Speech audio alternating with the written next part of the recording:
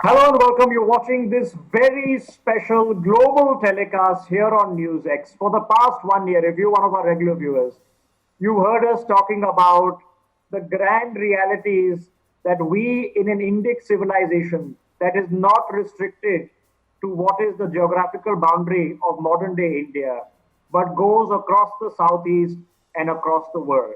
Some of you would have read about the times of Swami Vivekananda's visit to the Parliament of World Religions, but for a deeper understanding, we've had a conversation that just very nearby, a place that many 2 million Indian tourists visit every year in Thailand, existed in 1350 onwards, the kingdom of Ayutthaya, with its capital founded at the Sangam of three rivers that run in modern day Thailand. We've talked about the Shiv temples and the Shivlings that have been excavated in Vietnam. We all know about the famous temples of Angkor Wat and others that have been found in Cambodia and Laos.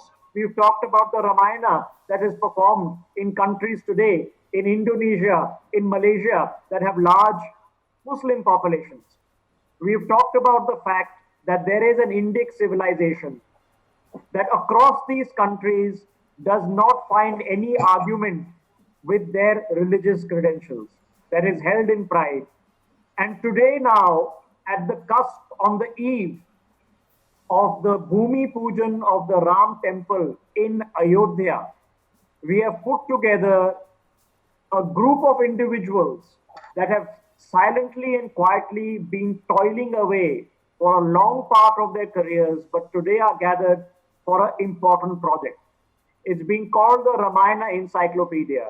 It is set to incorporate 100 volumes tracing the footsteps of Lord Ram and the Indic civilization all across the world. And what a fascinating set of people that we get a chance to incorporate into the mainstream. We have with us on the broadcast Anita Bose ji. She has been part of as a role of a convener in the Global Ramayana project. We also have Professor Rasa A.P. Dharmasaya. He is president of the Angka Meditation. He is based out of Bali, Indonesia. Mr. Professor Williard G. Van de Bogart. He is a research assistant professor of Sanskrit Studies Center based out of Bangkok in Thailand. Dr. Rameshwar Singh. He is founder and president of NCO Disha. He is based out of Moscow. Dr. Asawari Uday Bapat. He is director of the Swami Vivekananda Cultural Center. He is located out of Yangon in Myanmar. Professor Balram Singh, executive mentor at the School of Indic Studies. He's in Dartmouth in the USA. And Stephen Fernandez, founder of Cultural Arts and Studies program at MSU IT. And he's in Iligan in the Philippines. Welcome to all of you to this large Indian audience watching across the length and breadth of India and on NewsX. Over the next about 30 minutes, let's speak to all of you one-on-one for a few minutes, and let's have a larger open conversation. Let me start with Anita Bose ji. Anita ji, can you help us understand what is this project about? What is that you've been trying to do, and how are you, incorporating it across countries? Anita ji, if you can unmute yourself now. Thank you so much, Rishabh ji, and thank you so much, NewsX, for giving me this opportunity to saying something about the Ramayana Encyclopedia project. So this is a huge project, and what I believe that I think this is the first time we are trying to do something documentation, because as you say that there are so many Indic studies, Indic culture in all over the world, the influence is going through. But the Ramayana influence is so deep and so in deep their culture. The other countries also followed them. So it is a really, really very important thing to documentation. Because if you go any place in India also, you can see there are so many place name which is related with Rama, so many village name related with Rama, and there are so many temples, so many people name also. It's starting from Rama. Okay, but so how many countries are we talking about, ma'am? In this project, in the 100 volumes that you guys are creating, how many countries are we actually talking about where you found Indic roots? Yeah, today we have all the Southeast Asian countries, mostly, and then the Trinidad, Ghana, Suriname, they are also joining, and the Australian group also they are trying because they have that Aboriginal art and they have something with that. And Professor Balram Singh is here, so he will send about the talking about the USA, the American Ramayana influence. But what is your question was that why we are doing this thing? Because it's need the documentation. There are so many things scattered all over the India and outside India which is related with Ramayana. Yes. There are so many. Ma'am, I was interviewing the ambassador of the Philippines to India last week, ambassador of Thailand to India just a couple of days ago.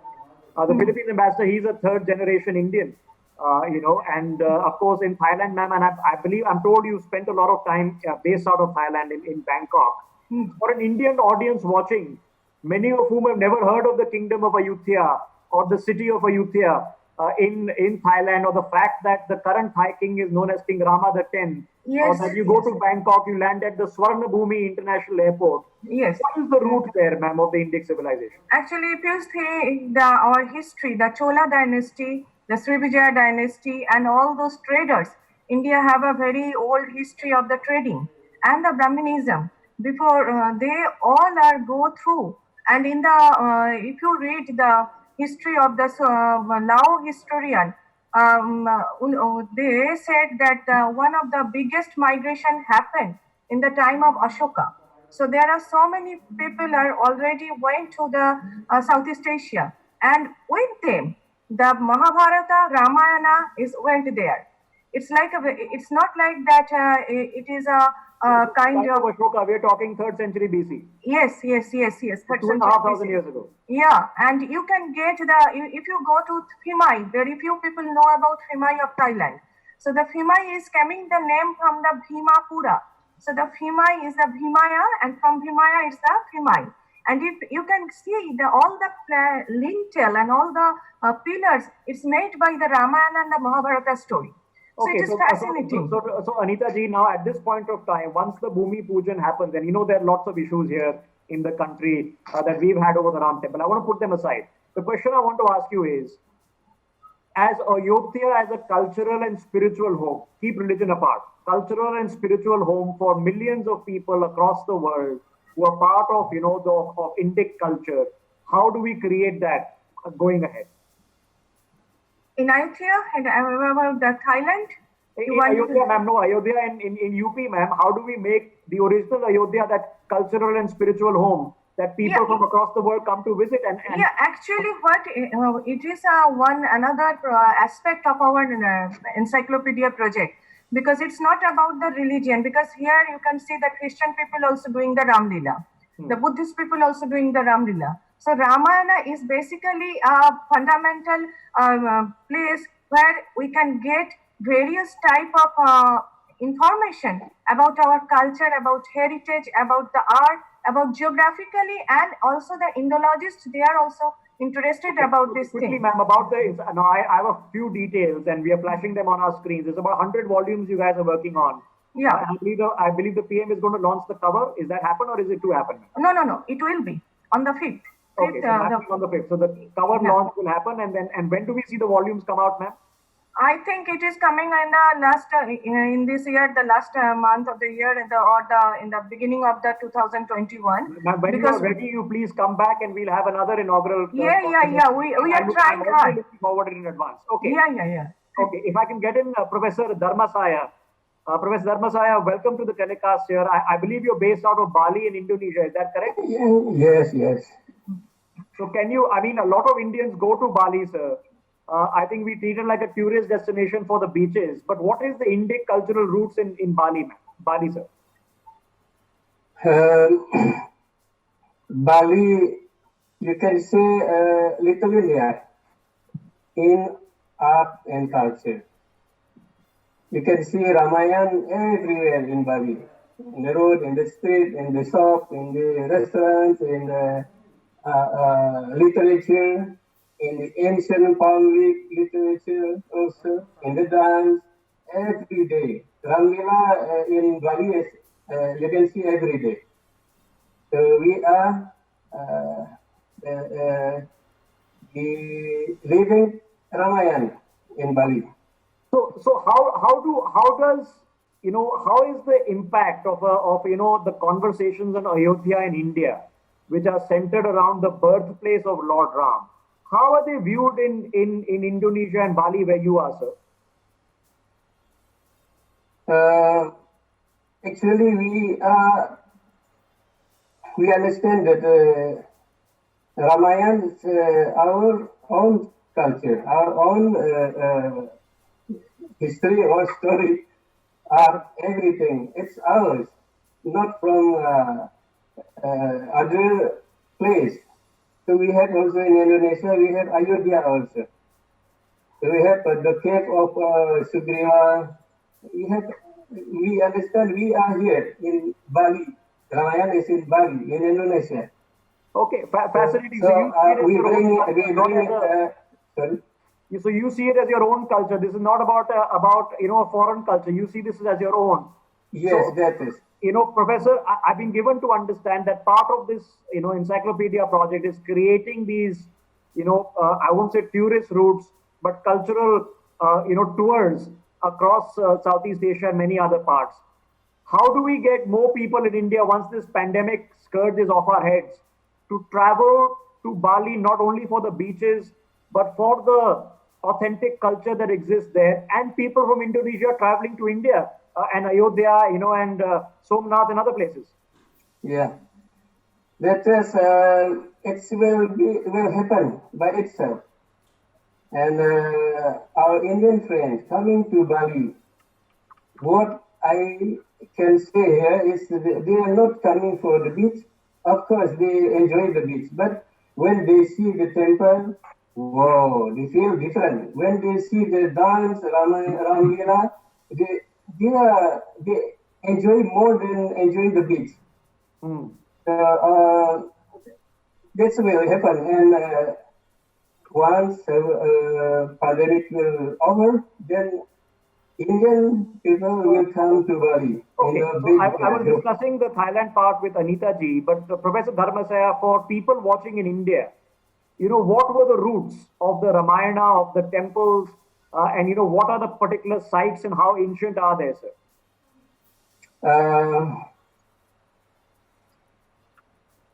Other than art and culture, we have a temple there in Java. It's called Prambanan Temple. You can give a new name for this temple, Prambanan Temple, Ramayan Temple. Why? Because in the wall of this big temple, it's the biggest Mahadev temple in Indonesia, very ancient, and all over the wall of this temple, you can see complete Ramayana from starting till the end of the Ravana. And other than that, this is very interesting that you can see a big show of Ramayana, Ramlila there, performed by 250 artists. And interestingly, none of them or the artists from Hindu. Yeah. So Rama is, for example, Mr. Muhammad Baba, Sita will be. So how old does this tradition? I mean, are we talking about 1,000 years, 2,000 years? How old do you think is this tradition in Indonesia? That according to the literature, it is since Ramayana created. That you can find in Valmiki Ramayana that Indonesia is the part of the Ramayana itself. Yatnavanto Javadvipam. So when Sugriva sent the Dutas to find out where about the Sita, and the Dutas going to mountain. Okay, so you're saying this is literally since before recorded history and the Ramayana being part of the recording of history as an epic. Before I move on, Professor, to the others, we have a lot of conversations that I'm sure you're aware of in India about, as a democracy and as a secular country, dealing with Ramayana, dealing with Ram Rajya, dealing with Ayodhya. in a country like Indonesia, which is in population the largest Muslim country in the world, how is the Ramayana viewed? Is it viewed through a religious lens? That is the main message of Ramayana is not a religious message. And we catch this. And we catch all like a multi-dimensional Ramayana, message of Ramayana. To the art, to the culture, to the spirituality even. So we are practicing this all. We are enjoying this all. And mostly in Indonesia, we are enjoying as art and culture. And it's became in many parts of Indonesia became a source of income for many people. Fascinating. Okay, just stay with us, Professor. Let me get in Professor Van de Bogart into this conversation. Professor Van de Bogart, I believe you're based out of Bangkok, and you are at a Sanskrit Studies Center. I've studied Sanskrit when I was in school. I don't remember much of it, sir. But in your studies there, how much Sanskrit roots have you found in Thailand, sir? Well, that's quite a bit, actually. The Sanskrit Study Center is a repository of the history of Sanskrit in the country of Thailand. So we have two great scholars to help us out, Dr. Chirapat Prabhandvidya and also Dr. Satyanarayan Sahai. And we go around, these scholars, this is the Sanskrit Study Center is affiliated with the Archaeology Department of Silpakorn University. So we have high scholarship in locating inscriptions throughout the country back to the 6th century. So we can see that the story of the Ramayana was used quite extensively going out to Vietnam, coming up through Funan, up through the bottom of the southern part of Cambodia, and infiltrating all through the country. And I would venture to say that the entire cultural mainstream of Thailand participates in the Ramayana, in story, in art, in just that much, masking, puppet shows. So it's an integral part of the culture. To my, very nascent knowledge, that in 1350 you see the foundation of the kingdom of Ayutthaya under King Rama, which happens to get founded at the Sangam, we call it, of the three rivers. This happened in Thailand. And the kingdom of Ayutthaya becomes the genesis of Siam and modern day Thailand. So what is the similarity there? Well, the similarity again, the similarity between which and which, the similarity between Ayutthaya and we have a Sangam here in Prayagraj in India at the confluence of the three rivers. The very name of the city, the name of the kings following the genealogy of King Rama. What more similarities have you seen? Well, there's quite a bit, actually. First of all, Ayutthaya was burned to the ground, so there's very little left of the textbooks that were used. So they were rewritten, and stories were told the way they orally remembered them. So the Indian culture from India migrated. So the Greater India became expansionary. So it was expansionary all over Southeast Asia, Laos, Cambodia, just all over this Malay Peninsula is just infiltrated with that. So when that, in about the 13th century, there was a Brahmins would come over from India, up from southern Thailand, and present the king in Ayutthaya with gifts that was strictly from India. So India had a profound influence on the ceremonial aspects of Ayutthaya. I mean, it's just the way it is. And after in 1746, when the Chakri dynasty came into the Bangkok area, Radhakosin, I mean, this is where the whole flowering of Thailand as we know it today over the last 200 years has grown into a Ramayana culture, a Buddhist culture, and the royal family is based on the Hindu scriptures. I mean, the 12 royal ceremonies are very Indian-based. And so India is quite integrated. Maybe the people in general, they don't know that. I mean, they will call any of the statuary where they may see Brahm or they may see Ganesha. It's general for the younger people who do not know the Indian As history you travel to around, mention I it's mentioned- Buddha, but I it isn't mentioned, Buddha. the Bangkok airport is called Swarnabhumi, Golden Land. As you travel around Thailand, I mean, what becomes obviously Sanskritized that you see? Again, Yeah, as you travel around Thailand, what is the obvious Sanskritization that you see? I mentioned Swarnabhumi, Golden Land. What is the Sanskritization that you see around you? well, it's everywhere, and it's just that the people that see it just really don't understand it. I mean, it's who is responsible for the statuary and the imagery that is around Thailand. It probably most likely comes from the royal decrees, or just people do build them. I mean, there's a misunderstanding of what statuary is, so you won't find the general population that has an understanding of the depth, the meaning of the Ram. So this is why the Ramayana Encyclopedia is being brought to the attention of the world, and basically to bring have India understand the extension of their own culture around the world. Near 1.5 billion Indians don't have an understanding of this, let alone across the world. And it's going to be an extremely educative exercise. Before I head off to the US and Russia, let me quickly get in Stephen Fernandez. He's the founder of the Culture and Arts Studies program at MSU IIT in Iligan in the Philippines. Mr. Fernandez, as I mentioned, I was interviewing the Philippines ambassador to India just a short while ago, a few days ago, in fact. And he was telling me that his family is third generation Indian.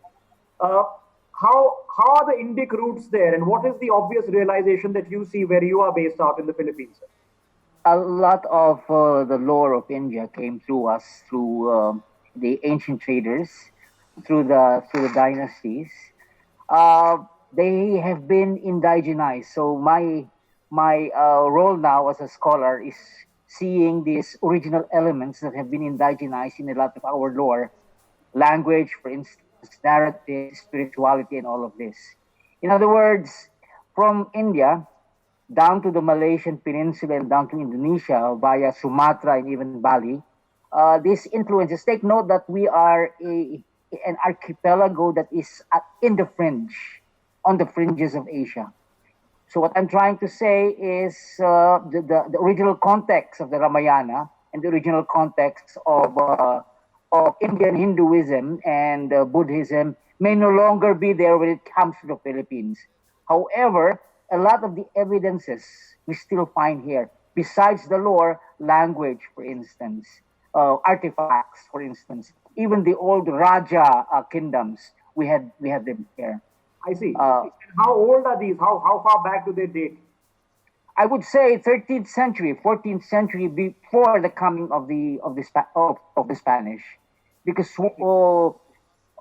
perhaps of all the countries in Asia, we have been that which has been most colonized by the West. So we had about 300 plus years under Spain and 50 plus years under America, wiping out a lot of the indigenous roots that we've had, which has links with Asia. However, many of these still live in the southern island where I am based now, Mindanao, because much of the concentration of Western influences happened in the north. So what I am more interested in is looking at these remnants of narratives and lore of Hindic, Indo culture. I mentioned the in our lore, language. that's the stories and the epics. But do you see it in the language, in day-to-day terminology, Oh, in places, yes. in temples? Yes, definitely. Perhaps not in the infrastructures of temples, but the indigenous spirituality, that which we will still have to find out.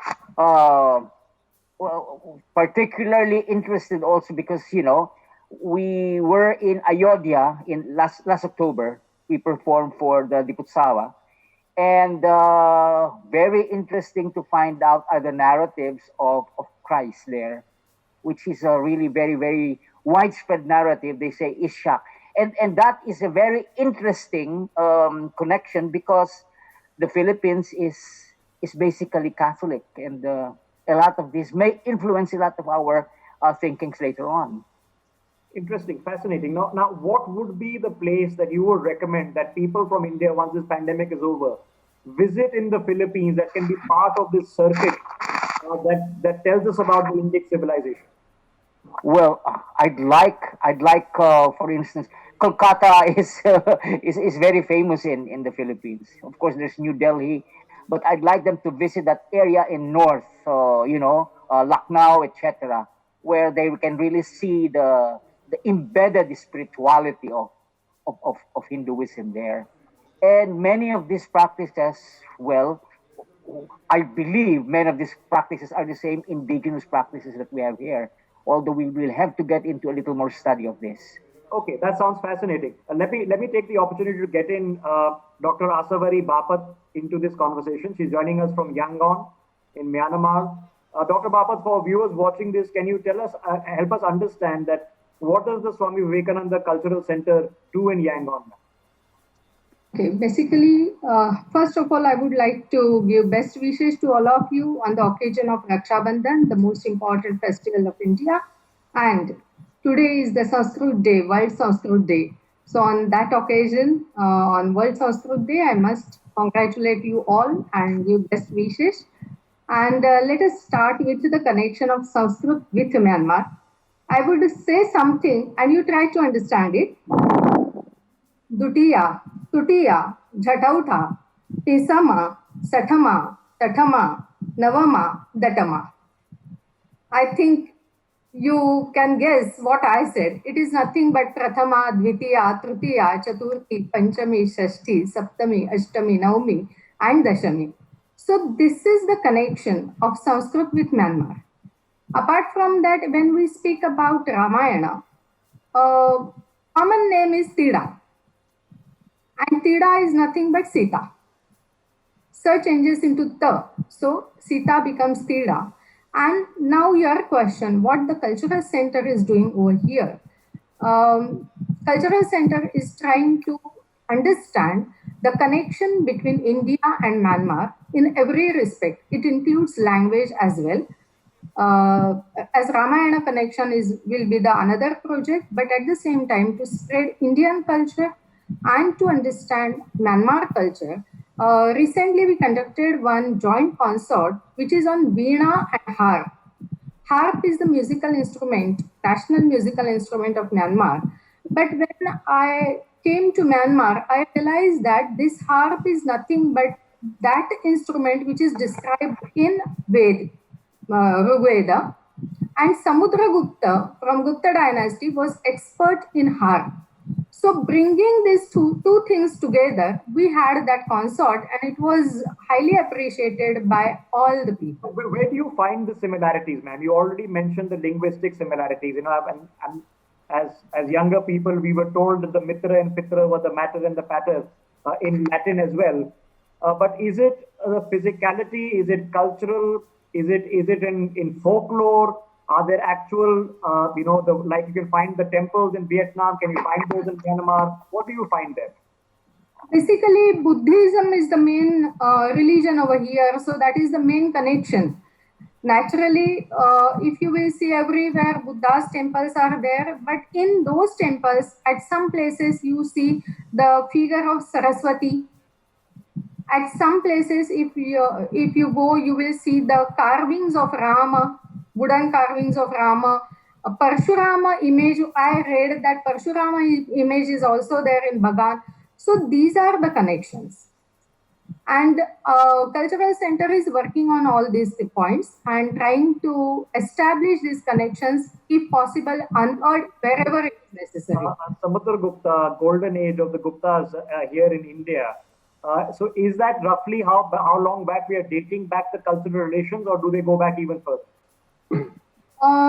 Even before 10th century. Rather, it goes little back than that also, 8th or 9th century from Pagan dynasty. There was connection with India. Okay. I have to ask you on the specific, and it applies to a lot of the countries represented here, for people who are there. When did that transition happen, ma'am, from this Indic, Vedic civilizational ethos and of course then the Buddhist civilization ethos, which is now continuing? In case of Myanmar, it is Buddhist civilization. Because when the Buddhism spread, the traders, merchants started traveling from one country to another. They carried their ideas, their cultural ideas, and now that is how the spread too. It got spread. Fascinating, absolutely fascinating. I want to add something. Can I Anita ji, go add ahead. one thing? Professor Balram Singh, yes. Okay. Anita ji, go ahead. Yeah, actually, ma'am, Sabariji, namaste. And one thing we have to mention, in Burma, there is a city now, UNESCO is found out that name is the Sri Khetra. Sri Yeah. Khetra, and that city is known as the Vishnu city. So, Yes. and there is a various place name is the Hamshavati, Vinaka, and those all are related with the Vishnu culture. So it is also Definitely. very, so it is also very fascinating that how it was, I think before Samudragupta, maybe it is coming out, more research is going on, and then it will be coming out more. fascinating. Yes, have to know research is required, more research is required. But as Yeah. you said, yes, Hamsavati, Hantawadi. So it is Hamsavati. Or even if cultural confluence, if you wish to say, I would like to quote only one example, that is Kennara Kennari. It is nothing but the image of Kinnara and Kinnari, India. And this is very common image we get in all pagodas. You know, just last month, India's foreign minister was talking about the shivlings that have been found in Vietnam. So you have a Shaivite culture. Now you're talking about a Vaishnavite culture in Burma. Let us get to Professor Balram Singh. Professor Balram Singh, joining us from Dartmouth in the US. Professor, thanks so much. You know, first tell us about the School of Indic Studies. Now, what is it mandated to do? What do you guys do, and what does your team do? Well, Indic studies is a terminology that was coined in 1939 by Professor Brown of University of Pennsylvania. And it is mentioned in the autobiography of Yogi of Paramahansa Yoganand that Professor Brown said, no study is complete in the United States unless we have a department or center of Indic studies to understand the Indian culture, the tradition, the philosophy, and the practices. So that's how we established a Center for Indic Studies in the University of Massachusetts in 2000. Right. And I was the founding director of that. I took retirement from the university in 2015 and continued with my Indic studies, established this Institute of Advanced Sciences. And in that, I have a School of Indic Studies, which is working to bring out 4 different areas of India's culture: education, philosophy, art and music, and the overall system of natural way of living. The course per se. So, what have you found in your own, academic career, both as a teacher, sir, looking across countries and the waves of similarities that you found that make up an Indic civilization that is not restricted to what is modern day India? Very true. I think it's a very good question also. That's something of great interest to me. And I try to essentialize, by training, I'm a scientist. And I work with Ayurveda and yoga. And I have traveled tremendously all over and had an opportunity to meet with people from all over. And I find that essential things in every aspect of life, in terms of health, in terms of science, in terms of today's economics or political system, and in terms of education, India there is nobody who can surpass India. Now I want to just give you as a sense of this. Not only today, India today is looked at as an average. The Western world looks at India as an average, and India as a country is very diverse. When you take an average, it amounts nothing. So the stories like Ramayana, or that of Gandhi or Swami Vivekananda, when he came in 1893. What they bring is eye-opening to the Westerners. So they have not been exposed to those ideas. So I think the whole concept of Encyclopedia of Ramayana will be a major event, in my opinion, especially during the things, because you're referring to, of course, Swami Vivekananda at the World Parliament of Religions. At that point of time, I've read his works, his diaries of his travels there, which are published by the Ramakrishna Mission here in Delhi. In terms of a mind space realization, this shifting of India, looking at from Columbus's mindset of coming to West Indies and the Red Indians, and actually looking at it as a 4,000-5,000-year-old civilization, because earlier it was restricted to Mesopotamia, Iraq, Egypt, but looking at India as a civilization, how is it being studied? Yoga we talk about, but beyond that, where is it reached?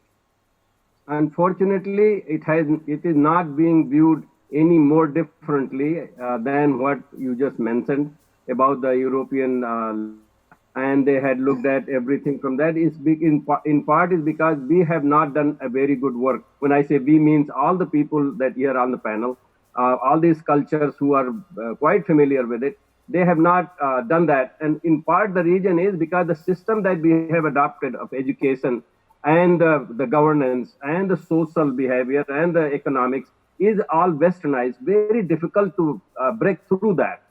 So what I think we are now seeing in the world, especially again, I want to mention about Corona time, people reflecting and what that system would be. So you had asked me what I am doing personally. I'm very interested. I'm interested in enlightening people about the political system that India had, particularly about the Ram Raj. And not in terms of, like I think Anita ji said, not in terms of religion or anything. Sir, and Ram Rajya is taken in a very religious you know what's happening in India, sir. As soon as you say I'm coming to that. I'm coming to that. Deeply religious thing. What would you like to say to those? I'm quite familiar with that. That's why I look at it very differently. I look at what Ram did, not what he was and what he may have come from and what other people think of it. What he did was very simple things. That one thing was he kept his words. That I challenge anybody who came around and say, well, I'm not going to follow Ram because he kept his word and I wouldn't keep my word. That nobody says. He also did for others. He did parhit saris dharma nahi bhai. He did for others. You cannot find anybody great in any tradition. I just named a few of them, like Gandhi, or even Jesus, Muhammad Sahab, and any great person who will not come out and say, well, I'm going to do it for all my selfish reason and then I'm a great person. This doesn't happen. Third thing, which is very important, is that he had something called Prajatantra, that in which he did not make decisions. He had great people, independent people, general people, who advised him what was the best for the people, and that's what he did. He did not impose anything on anybody except on himself. So, that system, Prajatantra, I have published few papers on it, and I'm trying to define what is known as what America is being a very new country and very advanced country, and understand democracy, claims democracy coming from their oldest democracy. They need to learn a few lessons from Ram Raj. Fascinating. I'd love to read those papers. Okay, let's come back and have this conversation. I still have time, but quickly I want to take the opportunity to get in Dr. Rameshwar Singh. Dr. Rameshwar Singh, first of all, thank you for listening in patiently to everyone. Now, you're based out of Moscow, sir. Now, what is the work that you're doing at Disha, sir? We are promoting our art and culture in Russia, Moscow. So, and we are part of the Global Encyclopedia of Ramayana also, because if you see, there's a lot of discussion was going on, and this is not Euro-Asian country. So here, in 1960, already they show the Ram Leela. So you can understand, though, not like a spiritual, that is like a art and culture. So they like it, and after that there is around 20 years they show this Ram Leela.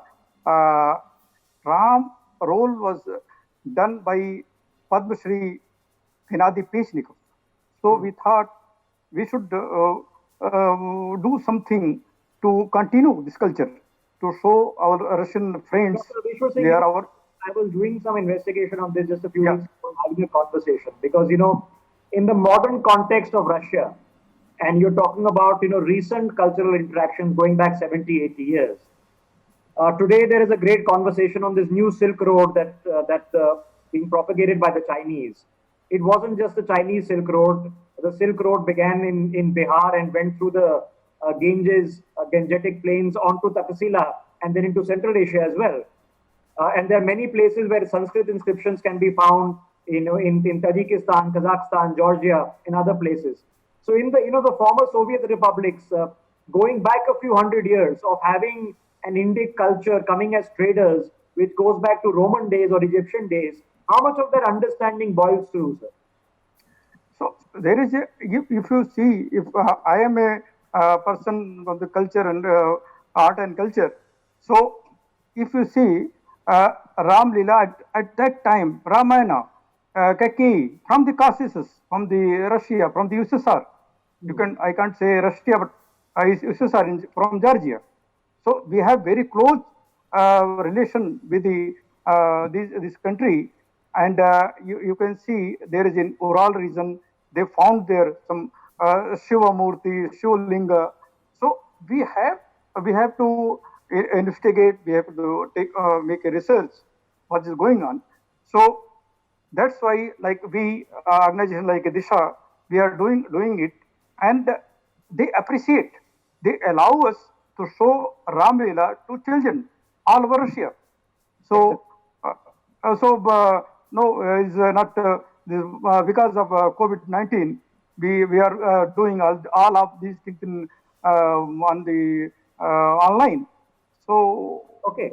So the message I'm getting from having this very enlightening conversation for me, and I'm hoping it's for our viewers, is there is more consternation about Ram, Ramayana, Ram Leela, and Ram Rajya, and the politics that surround it here in India than in any other country in the world, where it's not seen particularly only from a religious context, which is probably ideally how it should be. This fascinating conversation that we've been having over the course of the last 45 minutes. We've got about 20 minutes to go, and let me start having a slightly free-flowing conversation. Anita ji, you were in the break, you were telling me a lovely story about, even in the modern day royal Thai family, from coronation to cremation, Yes. the rituals are very similar to what happens here in India. Can you tell us a bit about it? Yeah. Actually, the Sanskrit influence and the Hindu customs is still very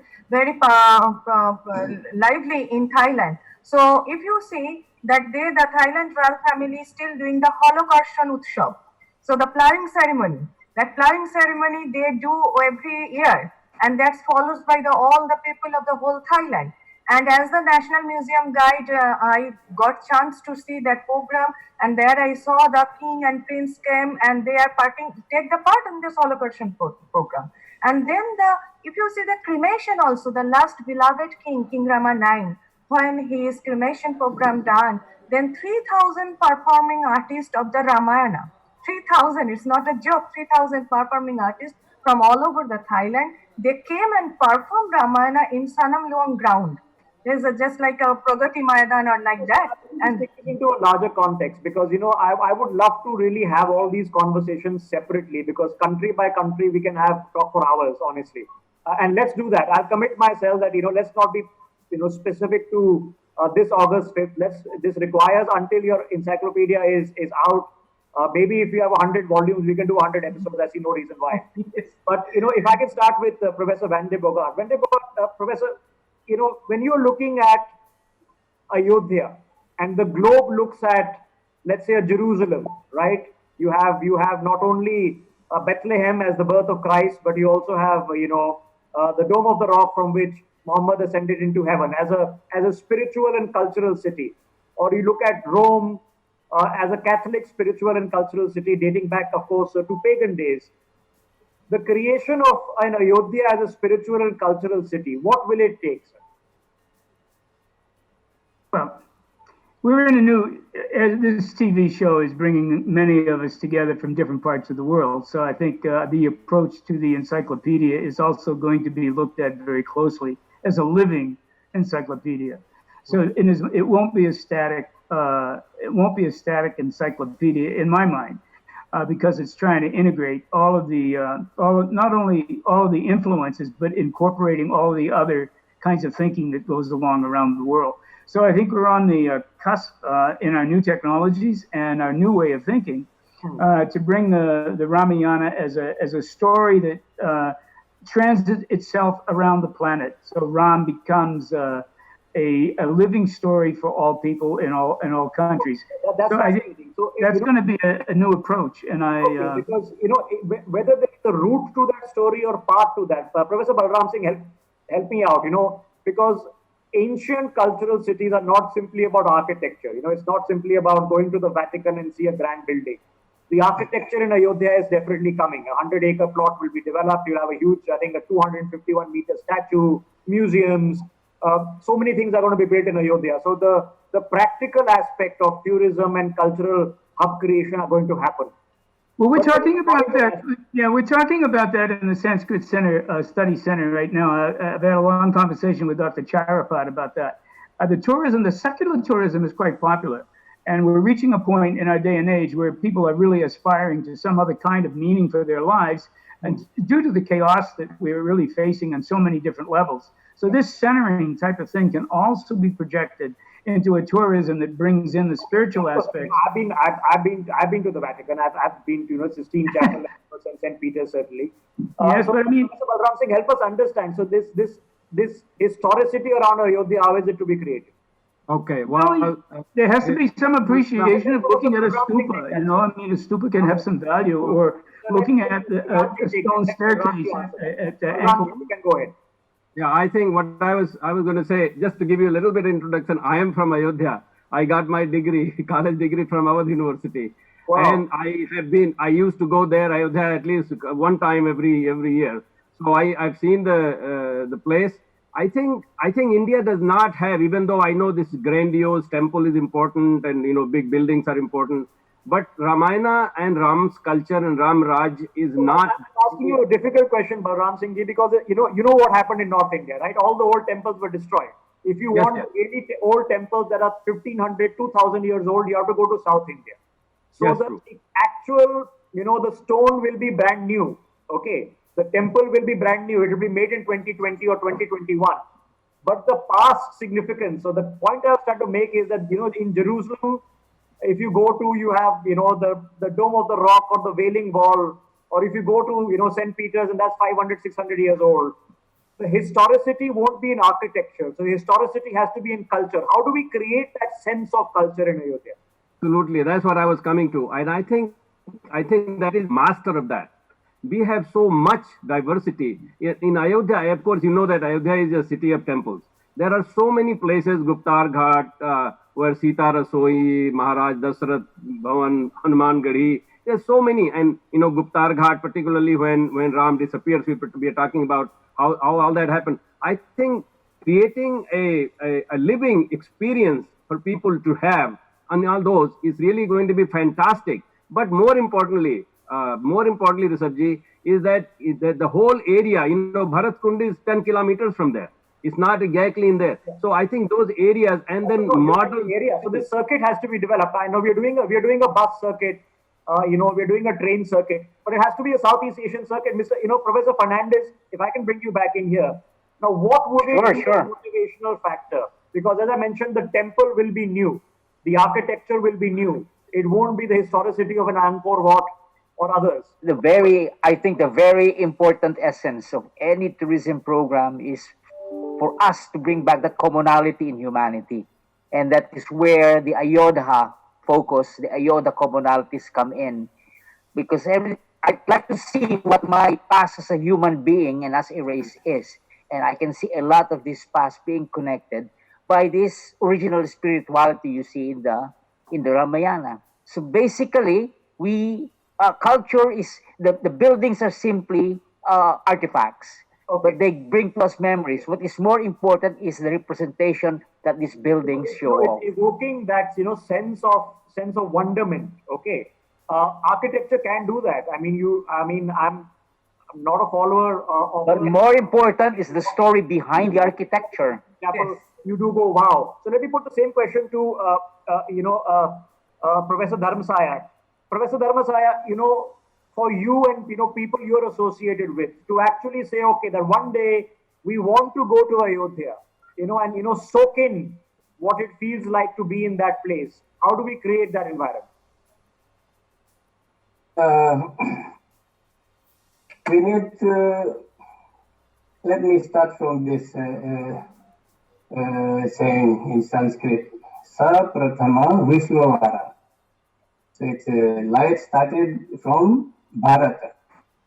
And now we come to that point again. Make this Ayodhya to become like a powerhouse. No, but do you see this being the next epicenter of the other global cultural civilizations, like Yes. Jerusalem is presently to many others? That should be how we bring now to the world that this Ayodhya, so that people will feel that Ayodhya is belong to them. They will go to Ayodhya to visit their own place. And I started already India's pilgrim Tirtha visit, and every day many Indonesian group going visiting India. And after this, Ayodhya will direct Indonesian people to visit Ayodhya. Okay, yeah, so maybe it's a pilgrimage or otherwise. Anita ji, quickly comment on this because you have Ayodhya and Bodh Gaya. Now, Yeah. by the very nature of the essence, these are, Southeast Asian cultural linkages of which a home happens to be in the geographical boundaries of modern day India. Does then Ayodhya become the next Jerusalem for this part of the world? See, this is a very important question, but what I want to say that all the speakers already say that we should create that vibration in another way, and because it's an ancient link and it was so famous in various countries, but we should feel that vibration because already you said that there are so many different opinion in India about Ram and Ramarajya and all those things. But if we go through the cultural, if we go through the spiritual teaching, or if we go through the other essence of Ramayana, we can feel that how it cross all the barriers. We should understand that the Ramayana is The reason I'm trying to have it in an angular way is because today, now you might be a follower of the Protestant faith or the Catholic faith or the Jewish faith or the Islamic faith, or you might not, but you still perhaps you know about Jerusalem. You might Yes. want to visit Jerusalem once in your life. You might want to visit Rome once in your life to see, the cultural impact as a human cultural point. Dr. Bapat, why don't you come in on this? Because Ayodhya is not there yet. It's not in the mind space. In 20 years from now, 50 years from now, people who can be of any faith should be looking at Ayodhya that, look, if you want to visit Rome and Jerusalem, you must visit Ayodhya also, because that's the grand center of another civilizational ethos. So definitely the new temple will create that environment. And with that, we have to connect the culture. We have to connect the beliefs. We have to connect the faiths in the minds of, in the psyche of Indian culture. I would like to quote one slok, which gives the greatness of Rama in just one shloka. The greatness is created by a poet. He says that Rakarochara matrena mukhat niryati pa. Punah pravesha sandehe makarastat kapatavat. Means Ra and Ma, these are the two words. As soon as we open the mouth to utter the word Ra, it opens. With the opening of mouth, whatever scenes are there within us, they come out. And they should not enter once again. Hence, the Ma, where the lip movement, where the lips are getting close, that because of that closeness, it says that the poet says that it works like the kapata, it works like the cupboard, and then it closes the entry of the scene which has come out. So this is the greatness of Rama, and that greatness of Rama, it is not only the greatness of Rama, rather time is restricted because, as I mentioned, the architecture will be new. We can't find historicity in the architecture. You can maybe find historicity in the location, in the site. I know there exists some pillars that were found that date back a few hundred years, some bricks that were found that date back a few thousand years. But if the architecture is brand new, it's a brand new site, how do you connect the historicity around it? Architecture is something different. Historicity goes with architecture. It is not with the building, but with the concept in the minds and with feelings of the people. And I think those. Let me hold that thought. Let me get Dr. Rameshwar Singh on that. Dr. Rameshwar Singh, if 2 years from now, when the temple is complete, and people go visit the Ram Janmabhoomi in Ayodhya, the building will be absolutely new. So how do you walk into that building and feel 4,000 or 5,000 years of civilization that transcends dozens of modern day nations. That's a You should challenge. isn't it? understand Yeah, that Dr. Purushottam Ram is in our heart. So please don't make any comparison with Reem and Jerusalem. And Ayodhya is different because my feeling, I am from the Awadh belt, like Professor Balramji. So we used to go there without any temple. So if temple is any type of temple is there, they give a boost for the all over world. Fascinating. All over of the Purushottam Ram, they will come and Go ahead. Professor Van de Bogart, you wanted to make an interjection, sir, about the Yeah, architecture and the historicity. Go ahead, sir. Well, you've got many different streams going on here, but I think it stands. The design of the Ramayana Encyclopedia is going to be a standalone kind of artifact that's going to influence many different people. I mean, by its very nature of it being constructed, it's taking into consideration all these issues, and that's the challenge. It's a 5-year project. That's the challenge to do this. I mean, that's a cultural challenge, and I think many of the guests that are speaking are extolling all the virtues of the Ram, and they have to be put into some sort of artifact that can be experienced by people. I mean, in 100 years, 200 years, we're talking about something like 5,000 years old, or older, that still exists, and the remnants of it are still here. To the point that I was trying to make. So, Anita Bose, this is the point that I was trying to build up to, that the construction of a building is very important as a physical nerve center, and it's Correct. great that it's happening. But the other nerve center has to be in the mind space of humanity, for which your project is probably as important as the building of the temple itself. Yes, sir. Yes, Rishabhji. It's more important. That's I want to say that what Dr. Rameshwar Singh also said and ma'am also said, that it is a consciousness. It is a feeling of a whole humanity, and what we are trying to do through this encyclopedia. It's our cultural journey, what Willard also say, that it may take time, but we should do it in this way. It's not the matter that still now, if you go to the Ayodhya, there is no temple, but the feeling is there that it is the Ram Janmabhoomi. It could not be repeat, or it could not be compared with a structure or with a temple or with a like that. And Ayodhya is totally different. Okay, And I'm so, going to ask my colleague Devika, who's contacted you and put this together, to be in touch, and volume by volume you advise us. Let's do a 100-episode part series, stretching into January next year, and we can interview you one-on-one, so we can have more in-depth conversation. I've touched the surface here. I would love to go in-depth with you. I think Professor Balram Singh wants to make a quick interjection. Professor Balram Singh, go ahead. One quick interjection. I have done some calculations. This whole idea of Yuga cycle, it is just a mindset that we are talking about. And according to this calculation, actually we are supposed to be running in the last quarter of Treta. There is one calculation that I have made, and it is very important for us to think. And then given the acrimony in the political system all over the world, especially during the Corona time, reminds us more. There is no example, not even a story that two brothers are fighting to say that you should become king. It's not even an example of a story.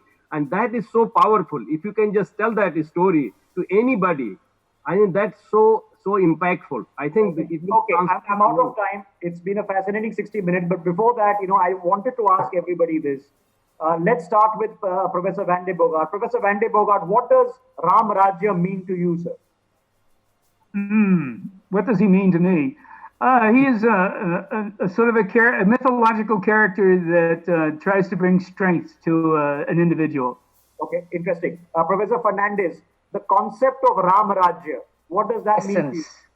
Essence of humanity, essence of goodness, values. Same question to you. The concept of Ram Rajya, what does it mean to you, sir? Rameshwar Singh ji, Ram Rajya, what does it mean to you? It's essence of goodness. Essence of goodness. Dr. Bapat, Ram Rajya, what does it mean to you? Righteousness. Righteousness. Balram Singh ji, Ram Rajya.